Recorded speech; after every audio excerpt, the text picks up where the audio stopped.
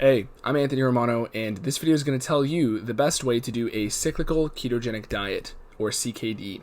Ultimately, it's going to make it easier, it's going to get you better results if you do things the way I recommend them here. I call this the Romano Cyclical Ketogenic Diet. Really, cyclical is not even the proper term, so if anybody thinks of something cooler, let me know in the comments. But essentially, this is going to address a lot of the problems with CKD. As I've said in other videos, nobody should ever start keto with CKD, okay? Unless you're like super athlete, that is not on the cards for you. And realistically, even then, it's kind of a stretch. So, I'm going to explain all the problems and all the ways to remedy them and make them better in terms of your results and your lifestyle in this video. Before we get into it though, if you could like it, that will make YouTube show my content to more people, and that is all you have to do to help me grow my page. And if you really want to help out, you could share the video to somebody who you know will benefit. Let's get into it.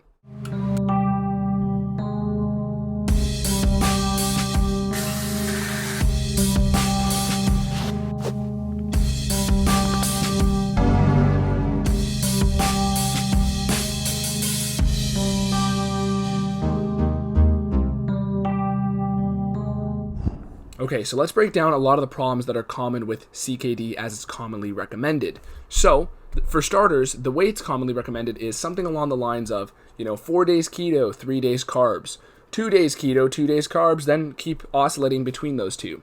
Okay? Now, for one problem at the start, it doesn't allow you to access ketosis in the same day, okay? There are various hormonal benefits that come from putting your body in ketosis and then breaking out of it with carbohydrate usage strategically. So example, if you are in a keto state and then you work out and then you slam a bunch of carbs, you have now maximized the carb metabolism and the keto metabolism, okay, in the same day. You've exercised your liver from making it produce ketones and then making it stop, and then, making it produce glucose and making it stop. And one big thing is that you did not fill up your liver glycogen full of carbs, which would prevent you from getting back into ketosis on your quote-unquote keto days, because they're not actually going to be keto days, they're just going to be days of trickling out the remnants of your carb metabolism, and that's going to suck, and you're going to feel really shitty. There's a lot of other benefits that come along with this, but as far as results and performance, you're basically telling your body 2 days of the week or 3 days of the week, we're in a keto state. And then the other half of the week, you're telling it we're in a carb metabolism. So basically, your body's always guessing, but not in a way that's really beneficial, because it isn't basically having any sort of homeostasis, okay? There is no background baseline, okay? Which is, for starters, when I recommend CKD, I absolutely disagree with the point that it has to be some sort of structured, regimented 3 days, and then as the sun strikes the fourth quarter on the Thursday, you switch to carb metabolism. No, it's so stupid. Like, we're not calculators, okay? This is meant to be intuitive. If you ruin the intuitiveness of it, it becomes impractical and people can't use it properly. This is supposed to be something that supplements your life. It's not something that takes the wheel and drives it forward, okay? It's something that you should drive based on your own instinct with a reasonable amount of discipline and delaying gratification to allow the process to take flight. So to summarize the start here, it's way too regimented, it's way too meticulous and calculated to do it the common way. Granted, there might be some people who want to do it that way, but even if you do, it is not optimal. You would get far more benefit out of being in ketosis in the daytime and then having a workout, slamming your carbs, carb backloading style. Your liver's going to get more exercise, basically producing ketones, then stopping, creating glucose, stopping. This is what's going to physically exercise your liver like a muscle. Okay? And when we're talking about, how to actually implement this for the best result, you would be far better off, even if somebody got fully adapted and then did the sort of 4 days keto, 3 days off. You could literally do, every day keto, then carb backload, and you would get better results simply because you're actually enabling the keto metabolism to work the way it's supposed to. So we're meant to have the keto state as our default metabolism. You can't argue this, because if you stop eating, your body defaults into the keto metabolism, which is why that's the fasted state, because you're still not consuming sugar when you're not eating anything. So this is what our body wants to have as the background, and from there, that makes CKD and other strategic carb uses much more effective. Doing the keto state, and then in any way, whether it's fasting, keto, whatever you want to do, or just exercising 8 hours a day to clear out your glucose, then from there, you gain a better efficiency to use carbohydrate, okay? I have videos on this. You can look them up. Just type in my name, Romano, and then carbs or keto carbs or something like that, and you'll find them. When we're talking about questions of frequency, how often should you do this, right? A lot of people will think it's easier to do, oh, I could do keto for 3 days. That sounds a lot easier than doing it 7 days a week. The thing is, that is actually harder, which is again why people should not start off with CKD, because you must be adapted first. Okay, so essentially, it's like there's a cold pool. Okay, if you just keep putting your leg in, you're not going to get adapted. You're not going to get used to that temperature, right, at the deep end of ketosis. You're just going to make yourself cold and make the whole experience much more gruesome. You got to jump in, and from there, it's going to be hard at first, but then your body's going to reach homeostasis, balance out, and your body temperature in the pool is going to balance out. Things are going to be easier, and you can stay in there longer instead of torturing yourself by half-assing it. You don't want to take a half measure, okay? Shakespeare wrote about that. So don't take a half measure. You got to take a full measure here. And the way you take a full measure is get the keto fat adaptation in place first. Then start using your carbs after you're adapted, so a month or two of keto, strict, no cheats. Then from there, you've unlocked the keto fat metabolism, or at least you've re-accessed it, because everybody has it within them.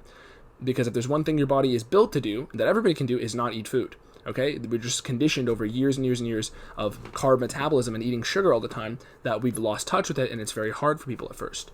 But your body has the mechanisms to pull it off. The point is, even if you wanted to have something very regimented, where it's like, oh, Monday, Tuesday, Wednesday, I'll do carbs, and the rest of the week I'll do keto, you can do that. But the thing is, you got to realize, those 3 or 4 days of carbs, you're going to be chalking your body full of carbs, your liver glycogen is going to fill up, and you're not going to access ketosis the next 3 days of the week.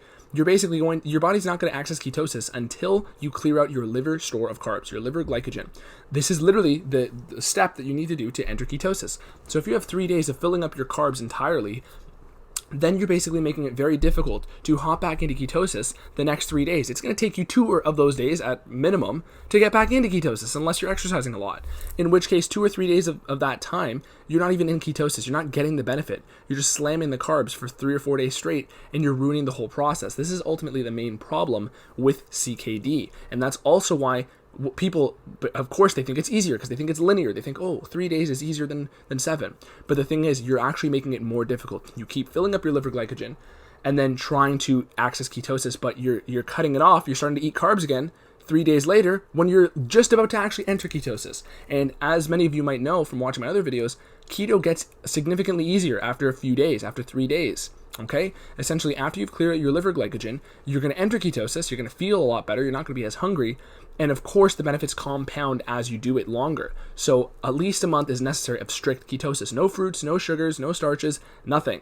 But the point is, as far as implementing this into your lifestyle, you want your lifestyle to take the lead. So again, you can do you could do carbs every single day if you want, because if you think about it, if you did carb backloading every single day, keto in the morning, carb backload, keto in the morning, carb backload, your keto state, using up the carbs, replenishing carbs, next day you have those carbs ready, you use them up, then you're basically not overfilling your carb stores. You're not minimizing and destroying this whole process. So a lot of this work came out from very great sources. Okay, Mauro Di Pasquale as well is probably the main thrust of this style, because the anabolic diet, which is a great book.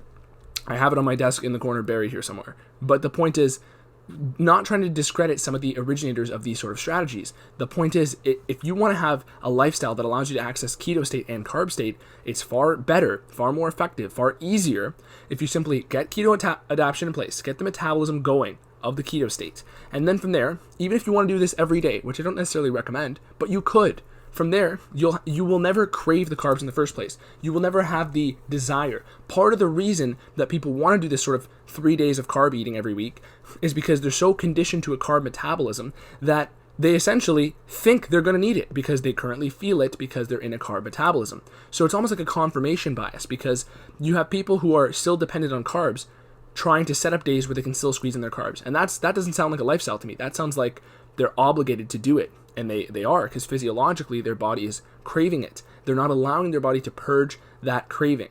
So the point is, a lot of these techniques came out of the minds of people who were bodybuilders or working with bodybuilders, because those people would not want to, clear out carbs entirely. They would think that they would be catabolic and lose all their muscle tissue if they were, cutting out carbs or doing these sort of keto states. That's what they would be afraid of. And ironically, if they get fat adapted, they're far less likely to break up their own muscle stores and protein stores as fuel. If I had to have a sentence summarize my entire philosophy on this, it's that the moment you become fat adapted is when you can actually have a lot of carbs. Because when you become fat adapted, you will not crave the carbs. And ironically, that's the time when you're most primed to have them. So even though I prefer to do keto 90% of the year and have my carbs, sometimes once a week, sometimes twice a week, sometimes 3 times a week, but most of the time, a couple times a month at most. It's not something you have to do at such a high strictness. Once you get the fat adaptation in place and you're strict up front and you invest and create that fat metabolism, then from there, your body is going to be far more primed to use those carbohydrates. And the only ironic thing is that you're not going to crave them. So you won't necessarily need them. And the whole problem with a lot of these CKD recommendations is that it's set up with the mind of trying to mitigate the amount of times you have to enter ketosis, because it's made with people who want to have carbs all the time in mind. But we are not designed to have carbs all the time. Sugar and carbs do not grow in the winter. Your ancestors did not have access to them all the time. Doesn't mean there's a problem with carbs. Doesn't mean they're all bad. Okay, that's not what it means. But it simply means that our body is meant to have seasonal metabolism. So when we're trying to implement this, you have to jump into the full deep end of the pool. And ironically, after you do that, you're going to be able to have all the carbs you want. You could do a carb backload every single day. But essentially, you could even do a 3 days not and 4 days not. But you need the fat adaptation in place, and you need to not be dependent on carbs. Because if you are, your body's not going to actually get the benefits of fat metabolism, because doing CKD the way people recommend is going to prevent fat metabolism from occurring. You're going to get fat adapted slower. Granted, faster than the average person who's not doing any of these things. But the point is, if your body just knows sugar is going to come in all the time, it's not going to use ketones as a substitute. Or substitute's the wrong word because it implies that it's substituting sugar, and really keto is the default metabolism. But here's the example I'm trying to play out. If you are in a keto state for months on end, a month or two even, right? Your body's going to go, okay, we have to start using ketones for some of these cellular functions, right? We have to start sending more ketones to the brain, things of that nature. But if your body expects that it's going to have carbs every couple days, it's not going to upregulate how much it uses ketones as an alternative fuel. It's simply going to wait until more sugar comes in, and that's where you're going to feel the worst. So this is the ultimate summation of this video. Do not do CKD if you're not adapted. Do not do CKD the way people typically recommend. I mean, unless you're like a 200-pound bodybuilder or pro athlete, then there's really no way for you to, implement this from the start without getting fat adapted and on this current regimen that people recommend. Ironically, this is how I started getting into keto, but I quickly realized this was the problem. Okay? Well, I wasn't able to articulate it then, but now I am. Okay? I was 14. Give me a break.